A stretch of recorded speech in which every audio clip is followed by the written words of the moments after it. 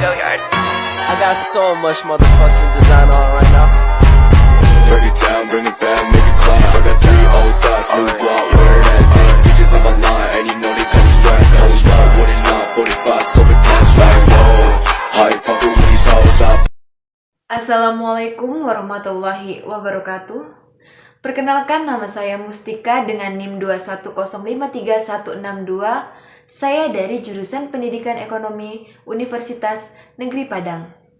Baiklah, di sini saya akan mempresentasikan kembali mengenai mata kuliah Administrasi dan Supervisi Pendidikan dengan materi konsep supervisi pendidikan.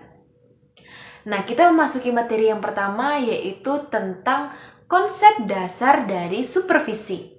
Supervisi ini terdiri dari 2 kata. Yang pertama ada super dan vision. Super diartikan sebagai sesuatu yang nilainya melebihi dari batas normal, melebihi dari yang biasa orang lain lakukan, atau skillnya itu di atas rata-rata. Vision artinya pandangan yang jauh ke depan. Artinya seseorang itu melebihi 1 langkah dibanding orang lain. Mereka berada di tingkat yang lebih tinggi daripada orang lain. Jadi, supervisi adalah suatu proses usaha yang tujuannya itu untuk menstimulasi, mengkoordinasi, dan melakukan bimbingan terhadap tenaga kerja yang ada di bidang pendidikan agar lebih efektif dalam mencapai fungsi-fungsi pembelajaran. Nah, siapa sih yang dimaksud dalam supervisi? Siapa orang yang ada di balik supervisi? Nah, orang yang ada di balik supervisi itu biasa dikenal dengan supervisor. Nah, jadi supervisor itu adalah orang yang melakukan supervisi. Supervisi pendidikan itu dikategorikan dalam ilmiah. Kenapa? Karena supervisi pendidikan itu memenuhi 3 syarat dari kata ilmiah tadi. Yang pertama ada sistematis, yang kedua ada objektif, yang ketiga ada instrumen khusus. Artinya ada alat-alat khusus yang digunakan untuk mencatat atau menyimpan informasi-informasi yang ada dalam kegiatan pembelajaran. Menurut pendapat Prakshen dan Fakcher, kegiatan supervisi itu meliputi kegiatan pelayanan. Nah, yang tujuan utamanya adalah memperbaiki dan mengolah kegiatan pertumbuhan dan perkembangan anak dalam proses pendidikan serta faktor-faktor yang mempengaruhi dari pertumbuhan dan perkembangan tersebut. Nah, jadi tenaga pendidik itu terus dipantau pertumbuhannya agar lebih efektif dalam mencapai tujuan dari fungsi pembelajaran. Materi selanjutnya yaitu tentang tujuan dari supervisi pendidikan. Yang pertama itu memberikan bantuan dan pelayanan untuk mengembangkan kapasitas, kualitas, dan kemampuan guru untuk mengajar. Yang kedua itu ada mengembangkan kurikulum.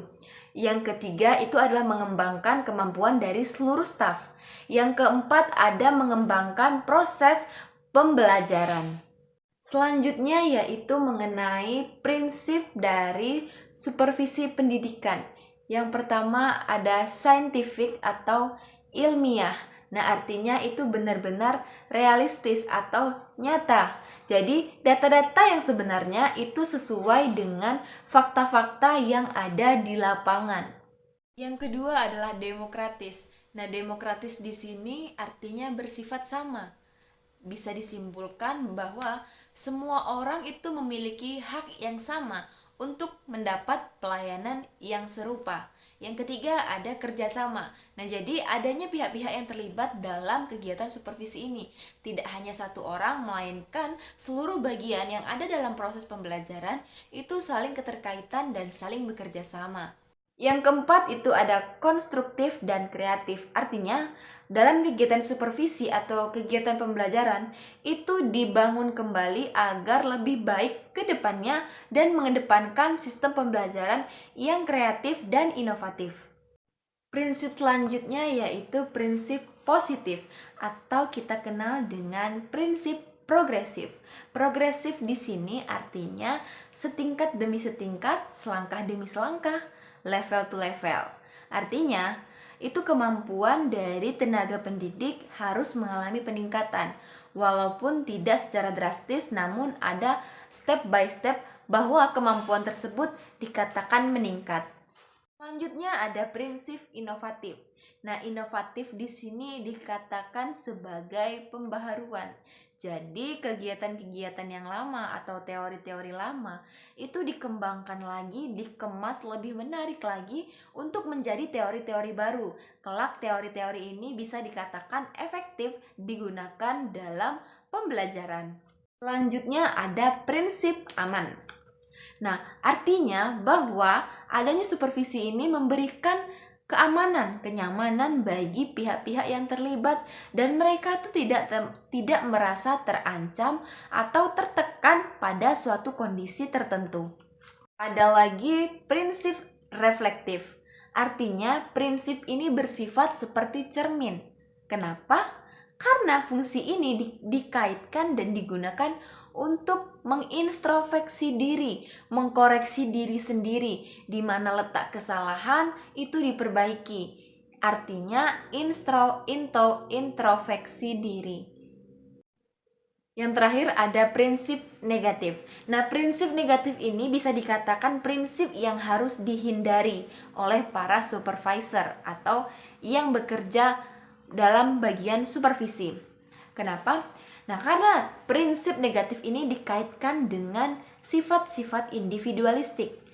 Individualistik artinya mementingkan diri sendiri.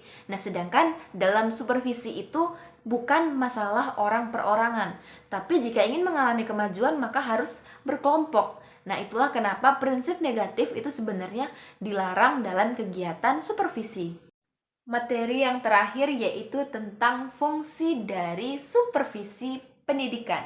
Yang pertama, mengkoordinasi semua pihak yang ada di sekolah. Nah, seperti yang kita ketahui bersama bahwa pihak-pihak di sekolah itu tidak hanya ada tenaga pendidik ataupun para siswa. Jadi adanya keterkaitan orang tua siswa dan pemerintah. Jadi semua itu harus dikoordinasikan agar sejalan dan selaras dalam mencapai tujuan pembelajaran.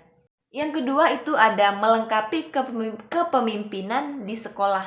Artinya supervisi ini harus sejalan dengan kepemimpinan. Supervisi tadi dikatakan bahwa selangkah lebih maju. Skill yang dimiliki memiliki kapasitas yang lebih tinggi dibandingkan kapasitas normal. Ketiga, memperluas pengalaman-pengalaman yang telah didapat sebelum-sebelumnya.